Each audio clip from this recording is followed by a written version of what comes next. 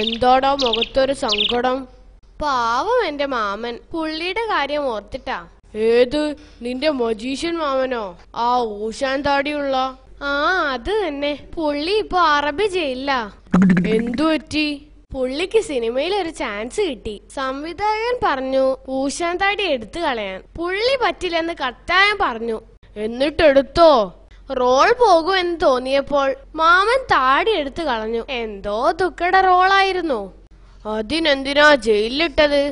അതിനുശേഷം പുള്ളിക്ക് ഗൾഫിൽ ഒരു പ്രോഗ്രാം കിട്ടി. അപ്പോഴല്ലേ പ്രശ്നം തുടങ്ങിയത്. ഊശാൻ താടി പോയ മാമനെ ആരും തിരിച്ചറിയുന്നില്ല. അവസാനം ഒരു വെപ്പ് താടിയും വെച്ച് പുള്ളി പോയി. ദൈവമേ, അത് ഇളകി കാണും. അത് എമിഗ്രേഷൻ ഓഫീസർമാർ കണ്ടുപിടിച്ചു. പുള്ളിയെ കയ്യോടെ തൂക്കി. പുള്ളിക്ക് പറഞ്ഞൂടായിരുന്നോ പുള്ളി മാജിക്കുകാരനാണെന്ന്? എന്തേലും മാജിക് കാണിച്ച് അവരെ വിശ്വസിപ്പിച്ചൂടെ? അതാ അതിലും പ്രശ്നമായത്.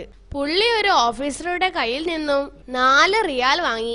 എന്നിട്ട് ഒരു നിമിഷം കൊണ്ട് അത് 8 റിയാൽ ആക്കി കൊടുത്തു. എന്നിട്ടോ അവർ പുതിയ കേസും ചാർജ് ചെയ്തു, നോട്ട് ഇരട്ടിപ്പെന്ന്. അയ്യോ, നിന്റെ മാമന്റെ കാര്യം. സൗദിയാണ് രാജ്യം, ശരിയത്താണ് കോടതി. ഇപ്പൊ വേറൊരു പ്രശ്നം. എന്താടാ, നിനക്ക് എപ്പോഴും പ്രശ്നങ്ങളാണല്ലോ. ഒന്നും പറയണ്ട, മര്യാദയ്ക്ക് ഉറങ്ങിയിട്ട് 2 ആഴ്ചയായി. എന്താടാ, കൊതുകൂടിയാണോ? തിരി കത്തിച്ചു വെക്കണോ?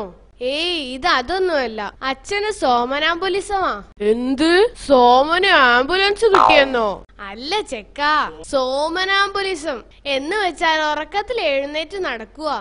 ദൈവമേ, നിന്റെ അച്ഛനോ? പാവം. പുള്ളി കാരണം ഒന്ന് സമാധാനമായി ഉറങ്ങാൻ പറ്റുന്നില്ലെന്നേ. പുള്ളി എഴുന്നേറ്റ് നടക്കുന്നതല്ലേ പ്രശ്നം. പുള്ളി ഒരു റൗണ്ടൊക്കെ അടിച്ച് വന്നോട്ടടാ. അതിന് നിനക്കുറങ്ങിയാലെന്താ? അതല്ലേ പ്രശ്നം. ഇരുട്ടത്ത് നടക്കാൻ പേടിയെന്ന് പറഞ്ഞ് അച്ഛൻ എന്റെ കൈയും പിടിച്ചോണ്ടാ നടക്കുന്നത്.